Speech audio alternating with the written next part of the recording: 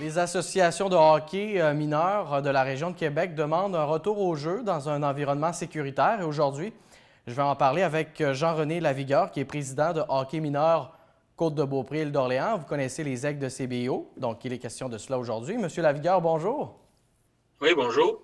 Parlez-moi d'abord de la démarche que vous avez entreprise avec les autres dirigeants d'associations. Qu'est-ce que vous avez fait là, pour faire valoir vos arguments aux instances gouvernementales qui sont concernées par les activités sportives? Écoutez, c'est une initiative qui a parti avec Hockey Beauport, avec qui on est collaborateur dans plusieurs niveaux là, de hockey, double lettre ou triple lettre. Ils nous ont rejoints et puis ils nous ont demandé de participer. Ils sont ceux qui ont initié la démarche. Puis en tant qu'association, on croyait que ce qui était demandé était légitime puis est très important pour nos jeunes.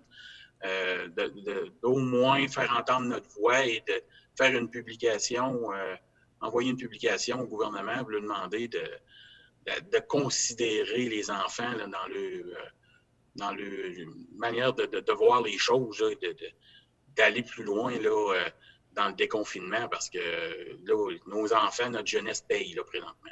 Mais on comprend que c'est un retour progressif. Là. Quelle forme pourrait reprendre les activités là, dans les arénas sur la Côte-de-Beaupré et à l'île d'Orléans? Qu'est-ce que vous proposez dans cette lettre-là? Ben, on propose rien de concret parce que c'est la santé publique qui va décider. Hockey Québec, dans la dernière année, hein, ont développé des protocoles et des paliers de retour de 1 à 6. Un 6 étant le retour complet. Là. Et puis, si on se rappelle, à l'automne, on était rapidement en août et en septembre monté de 1 à 5 qui permettait des entraînements et des parties 4 contre 4.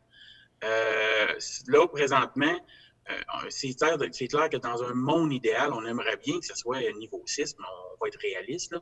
Mais on peut pas. Nous, on veut que nos enfants aient accès aux arénas. À quel niveau ça va l'être?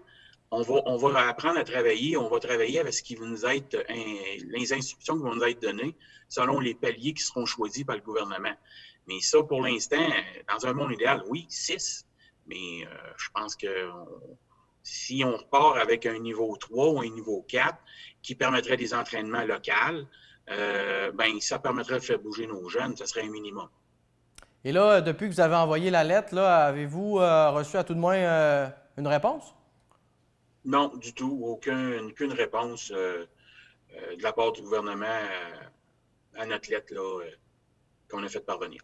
Donc, dans ce cas échéant-là, est-ce que vous prévoyez d'autres actions pour faire valoir votre point, vos arguments? Ben, écoutez, on a eu des rencontres, la région au complet, Hockey Québec, Chaudière-Appalaches, hier, là, tous les présidents des associations. Il y a eu des discussions à savoir qu'est-ce qu'on fait avec la suite des choses pour le côté organisé du hockey interrégion. Il y a des décisions qui vont se prendre un peu plus tard la semaine prochaine. Mais pour l'instant, ce qui a trait au gouvernement, ben, on attend on s'attend à avoir une rencontre, pas une rencontre, mais on s'attend que le gouvernement ait un point de presse pour dire ce qui va se passer après le 8 mars au retour de la relâche. Mais on est à merci là, des choix du gouvernement comme dans n'importe quel autre secteur.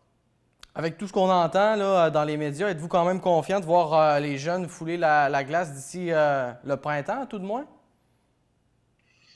Honnêtement, c'est un vœu, mais ouais, le sport est important pour la santé de nos enfants.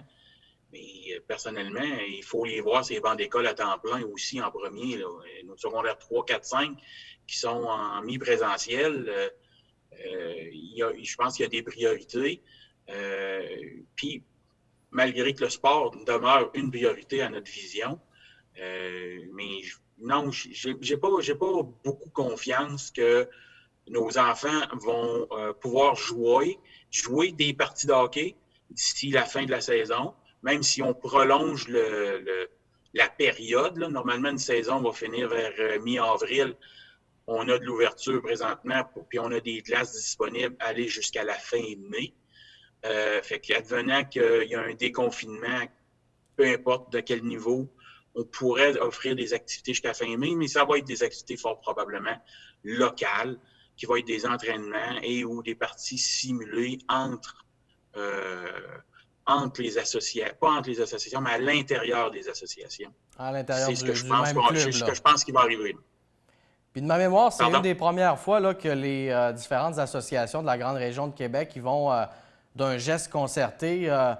En terminant, pouvez-vous nous parler des motivations qui vous ont motivé à envoyer cette lettre-là? Êtes-vous inquiet justement de la situation de nos jeunes là, sur la côte et à l'île? Bien, la motivation est claire, c'est la santé de nos enfants, physique et mentale. On veut voir les enfants sur la glace pratiquer leur sport favori et puis dépenser de l'énergie. Ça, on s'entend, là. C'est le but premier, c'est notre mission en tant qu'association de faire du hockey pour les gens de la région de notre territoire. Fait que ça, c'est la motivation première. On veut le retour des enfants sur les patinoires. Puis si c'est pas sur les patinoires, on veut qu'ils fassent des activités physiques. C'est très important. Fait que c'est une motivation première. Pour le reste, on suit ce que le gouvernement vont nous indiquer. Puis pour votre plan de match, c'est important aussi d'avoir des indications claires là, pour la suite des choses, à tout de moins savoir ce qui s'en vient dans les prochaines semaines, les prochains mois. Bien, ce qui fait le plus mal, puis ce qui est plus difficile à gérer présentement, c'est le goutte à goutte, là.